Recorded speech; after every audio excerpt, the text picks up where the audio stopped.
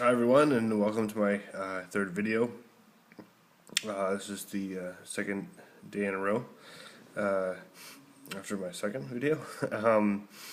Anyways, I think I mentioned at the end of my last video that I was going to talk about what it's like to be psychotic. I will talk about that soon, I'm sure, but there's something that I have been thinking about for a long time, and it's something that I really want to talk about.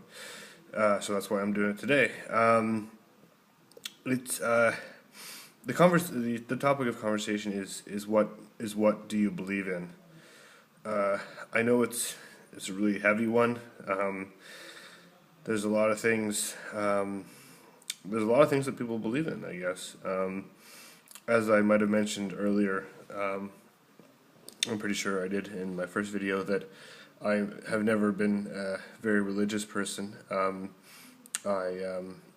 know I mentioned that I struggled with spirituality and basically the unknown, and what exactly is in this world, and what isn't. So tomorrow I'm very excited to be able to have the chance to go listen to the Dalai Lama talk at the convention center in Vancouver, and I guess my point is that if there's ever anyone that I think personifies what I believe in, it is the Dalai Lama.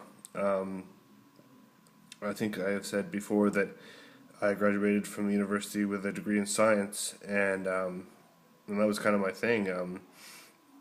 Science, astrology, all the things that were really concrete and very factual, and not very abstract at all. I mean, they say at a certain point that science does become abstract, or math at least, but I'm not that smart, so I could never have achieved that. But I guess I didn't spend much time reflecting about what I believe in. I mean, I knew people went to church. I knew people worshipped certain gods. I knew people did all these things, but I never really realized how important it was to them, that they believed in these things. And I think I'm beginning to realize, that it's very not comforting, but it's uplifting. I think, to be able to believe in something, and I guess I've been a cynic for a very long time. When it came to thinking about what I believed in, I mean, my heroes growing up were Michael Jordan, Joe Montana, Jerry Rice. Um, any Chicago Bull or San Francisco 49er, uh, or Edmonton Oiler, because in the 80s I couldn't stop watching the Oilers play. But they're not. I mean, I guess you could believe in a role model like an athlete or something like that, but it's not quite as personal. I mean, maybe it is for some. I don't know these things. I haven't really talked to anybody about it. But yeah. So tomorrow I get to see the Dalai Lama speak, and to be honest with you, I haven't really looked into exactly what he does believe. I'm pretty sure he's Buddhist, and I know he's a very peaceful man, and maybe that's what I believe in.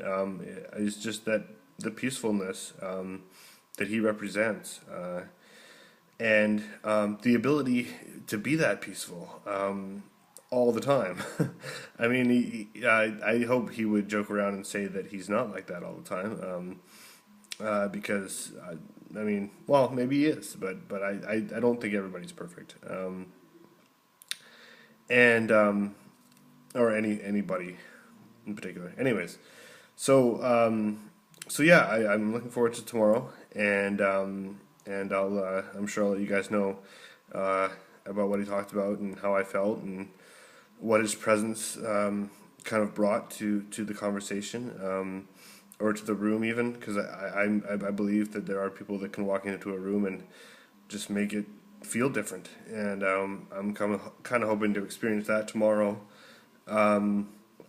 He's only speaking for a half an hour. There's a bunch of other presenters at the same time too. I believe it's 2 hours long, or an hour and a half. I think 1:30 till 3 or something like that at the convention center. And I'm hoping to get, I don't want to be over excited because I have been let down many a time. In particular, I'm thinking about movies that I've seen when I've read a review or something like that before I've gone to see them, and it didn't live up to it, or whatever. But I'd like to be surprised, I guess, and I'll pretend that's why I don't know too much about what the Dalai Lama believes in. But he did mention it. I did read a quote from him.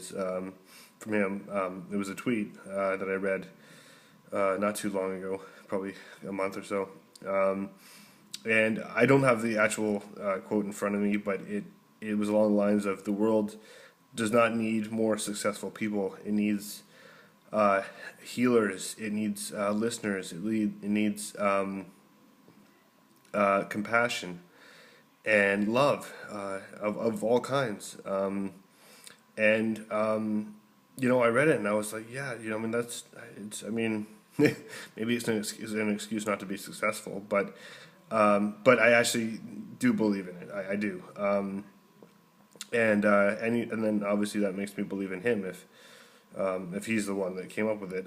He's probably not, but if that's what he represents, then I fully support him. If that means anything. Yeah. So maybe you guys can take some time to really, it's probably already gone through your heads what it is exactly that you believe in. I know it's cliche, but the Beatles, obviously, I don't think they were even the first to say that all you need is love, and that might be true too. I know that Eddie Vedder has talked about it quite a bit. I've been a Pearl Jam fan for at least 20 years now, and I just really like hearing what he has to say about life and about his reflections on life and things like that. He has a great voice, but I think he's an underrated writer. If he does write his own stuff, I hope he does.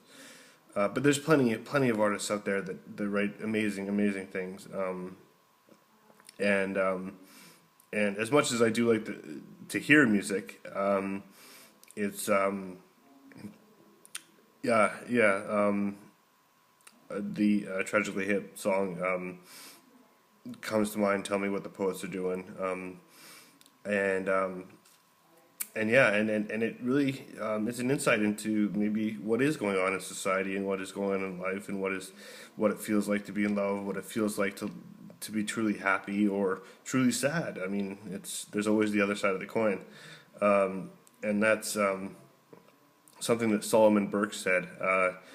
He's a really interesting guy, singer, songwriter, and leader. He's influenced so many people over the years. I'll let you guys look into that. But he did sing a song called "The Other Side of the Coin," and it's very very true. I challenge myself to, whenever a negative situation is presented to me, I challenge myself to see. It's cliche to say the silver lining, but that's what I mean. Literally, the other side of the coin. So it could be looked at a different way, and in a positive light, as opposed to a negative light. And I think that's what I've decided. That's what optimism is. Is that if you can make it positive, it might take a while to think about it to try to make it positive, but it can be positive, and you can turn it around if you're inclined. So I come to that conclusion along the lines of believing, and that's optimism. I I really want to believe in it wholeheartedly, and maybe this is really the point of why I'm talking today. Is that I want to believe in something completely and totally, and without any question and without any criticism, because I think I need that. I think it would make me a better person, and you know. Anyways, I still search for things to believe in, and I hope tomorrow is going to be good. If it's not what I expected or what I wanted, then that's fine. I've been I've been disappointed plenty of times before, but yeah. So I'm like I said, I'm looking forward to it. So yeah, this has been all about what you believe in, and what I believe in, and I would really like it if people would post some comments about what they believe in too, and then we can more have a discussion about about what it is that you believe in, and how you get through life, and how you find that motivation every day.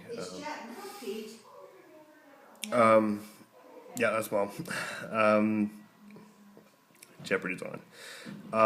Okay, that was just recorded, me shaking my head at my mom. Anyways, yeah, so optimism, fingers crossed, and peacefulness.